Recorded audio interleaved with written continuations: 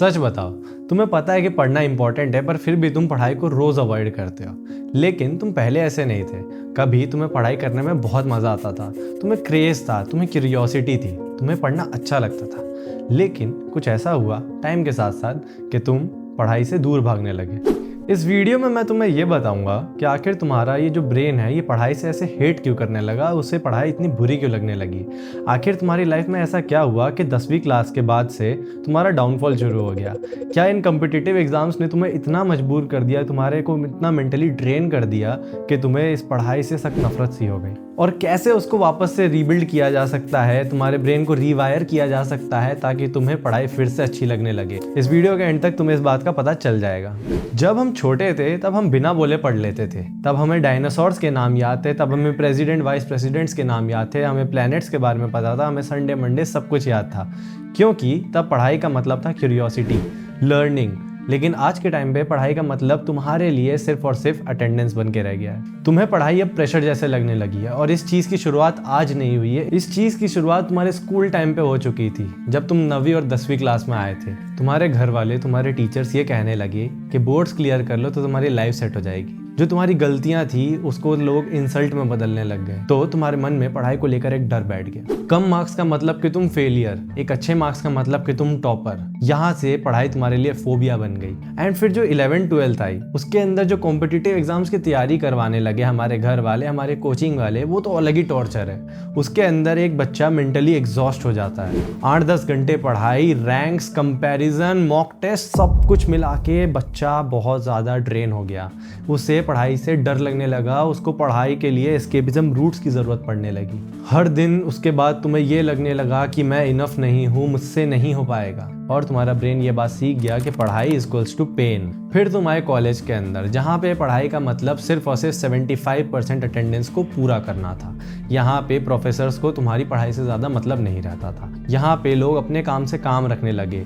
पढ़ाई की जो इंपॉर्टेंस थी वो तुम्हारे मन में और कम हो गई। तुम्हारे लिए पढ़ाई का मतलब सिर्फ और सिर्फ डेली क्लासेस को अटेंड करना रह गया था। यहाँ पे 2 टाइप के लोग होते हैं, एक जिनका ये कॉम्पिटिटिव एग्जाम्स जो है वो क्लियर हो गए थे, और दूसरे मेरे टाइप के लोग जिनके कॉम्पिटिटिव एग्जाम्स पूरे नहीं हो पाए, उनको फेलियर का टैग दे दिया गया। तो वैसे लोग असल में ड्रॉप्स पे ड्रॉप्स लेते गए या फिर रैंडमली किसी भी कोर्स के अंदर एडमिशन ले लेते हैं। और ऐसे बच्चों के मन में ये रह जाता है कि भाई मैं इनफ नहीं हूँ, मेरे बस की नहीं है ये पढ़ाई लिखाई। तो पढ़ाई का जो फोबिया था वो और ज़्यादा स्ट्रांग हो जाता है, तुम्हारा कॉन्फिडेंस और ज़्यादा टूट जाता है और तुम पढ़ाई से और ज़्यादा दूर भागने लग जाते हो। लेकिन तुम्हें ऐसा लग रहा होगा फिर तो जिनका क्लियर हो गया वो बच्चे बहुत ज़्यादा एक्सेल कर रहे होंगे अपनी लाइफ के अंदर। ऐसा भी नहीं है। Grass isn't always greener on the other side. उन लोगों को एक अच्छा कॉलेज मिल गया, एक अच्छी ब्रांच मिल गई, पर अंदर क्या चल रहा है उनके क्या तुम्हें पता है?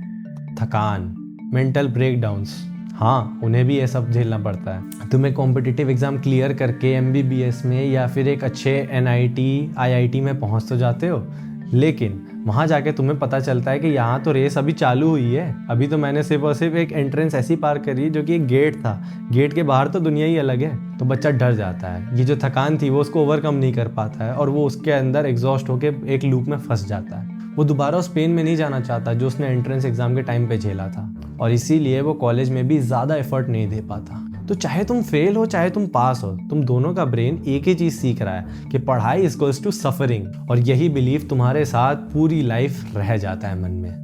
अब सुनो साइंस की बात कि तुम जब भी अपनी किताब को खोलते हो पढ़ने के लिए तो तुम्हारे ब्रेन के अंदर एक फीडबैक जाता है। तुम्हारे ब्रेन को ये लगता है कि भाई इससे तो मुझे पास्ट में पेन हुआ था, इसे पढ़ने से मुझे पास्ट में सफरिंग हुई थी। तो तुम्हारा ब्रेन तुम्हें एक शॉर्टकट देता है कि भाई आज के लिए तो इस किताब को बंद करके रख दे, आज अपन फ़ोन चला लेते हैं और कल से हम लोग पढ़ाई कर लेंगे। एंड साइकोलॉजी की भाषा में इसी को हम कहते हैं अवॉइडेंस लूप, कि तुम आज के काम को कल पे टाल रहे हो और ये तुम हर रोज़ करे जा रहे हो, यानी कि तुम रोज़ रोज़ प्रोक्रेस्टिनेट कर रहे हो। तुम लेजी नहीं हो, तुम ट्रेन किए गए हो बचपन से अपनी छोटी छोटी आदतों के थ्रू, और ये ट्रेनिंग दी है तुम्हारे ब्रेन ने खुद को। और एक और सच की बात बताता हूँ कि आज तक हम लोग ये समझ ही नहीं पाए कि हम पढ़ क्यों रहे हैं। क्या सिर्फ डिग्री के लिए, क्या सिर्फ मार्क्स के लिए, क्या एक जॉब के लिए? आज तक हमारे ब्रेन के अंदर ये बात क्लियर कट हो ही नहीं पाई। हमें कभी कोई मीनिंग ही नहीं मिल पाई पढ़ाई करने की, और जहाँ पे मीनिंग नहीं होती वहाँ पे मोटिवेशन नहीं होता, वहाँ पे एक रीज़न नहीं होता। इस वजह से पढ़ाई तुम्हें एक टॉर्चर ज़्यादा लगती है as compared to something useful. अब इधर आओ और ध्यान से सुनो कि तुम इस पढ़ाई से नहीं भाग रहे हो, तुम उस सिस्टम से भाग रहे हो जो तुम्हें तोड़ चुका है। तो डिसाइफर आखिर इस चीज़ का सल्यूशन क्या है, हम अपने ब्रेन को वापस से रिवायर कैसे करें हमारे उस बचपन के टाइम में जब हमें पढ़ाई अच्छी लगती थी, जब हम क्यूरियस थे इन पढ़ाई को करने के लिए। तो आओ मैं अगले 3 मिनट में तुम्हें वो सारी चीज़ें बता दूंगा जिससे तुम अपने ब्रेन को रिवायर कर सकते हो अपने बचपन वाले ब्रेन में। तो हम स्टार्ट करते हैं हमारे फिक्स नंबर 1 से, जो कि है पोमोडोरो टेक्निक। इसके बारे में तुमने ज़रूर सुना होगा कि हम आधे घंटे के सेशंस के अंदर फोकस सेशन बनाते हैं जिसमें हम 25 मिनट पढ़ाई करते हैं और 5 मिनट का ब्रेक लेते हैं। तुम्हें सुनने में बहुत ज़्यादा कन्वेंशनल लग रहा होगा, लेकिन मैं सिंपल एंड प्रैक्टिकल टिप्स पे आता हूँ। तुम्हें वही करना है जो सब कर रहे हैं, 25 मिनट फोकस, 5 मिनट ब्रेक। लेकिन शर्त यह है कि उस 5 मिनट के अलावा तुम्हें उस 25 मिनट के अंदर अपने फ़ोन को हाथ भी नहीं लगाना है, ना कोई नोटिफिकेशन, ना कोई इंस्टाग्राम, ना कोई व्हाट्सएप, कुछ नहीं। सिर्फ तुम्हारी किताब और तुम्हारी पढ़ाई। क्योंकि साइंस के हिसाब से जो हमारा ह्यूमन ब्रेन है ये सिर्फ और सिर्फ 20 से 25-30 मिनट के लिए ही फोकस कर पाता है। उसके बाद में उसकी जो फोकसिंग कैपेसिटी वो धीरे धीरे रिड्यूस होने लगती है। तो हमारा ये जो 25 मिनट का फोकस सेशन रहेगा ये तुम्हारे ब्रेन के लिए अच्छा है, इसीलिए पोमोडोरो टेक्निक जो है वो वर्क करती है। हमारा जो स्टेप नंबर 2 है उसका नाम है लेमैन्स टेक्निक। लेमैन का मतलब होता है किसी भी चीज़ को सिंप्लीफाई कर देना आसान भाषा में। इसका ये मतलब है कि तुम्हारे पास अगर कोई टफ टॉपिक आ रहा है पढ़ने को, मान लो फिजिक्स हो, मैथ्स हो, एनाटॉमी हो, तब तुम क्या करो, उसको तुम टफ समझो मत। क्योंकि जब फाउंडेशन क्लियर होती है ना तो डर खत्म हो जाता है, तब तुम्हारे ब्रेन को मज़ा आने लगता है, वो क्यूरियोसिटी जगती है पढ़ने के लिए जो तुम्हारी बचपन में हुआ करती थी। तो तुम्हें इस ट्रिक को ज़रूर अपनाना चाहिए। और हमारा जो फिक्स नंबर 3 है उसको कहता हूँ मैं चंकिंग।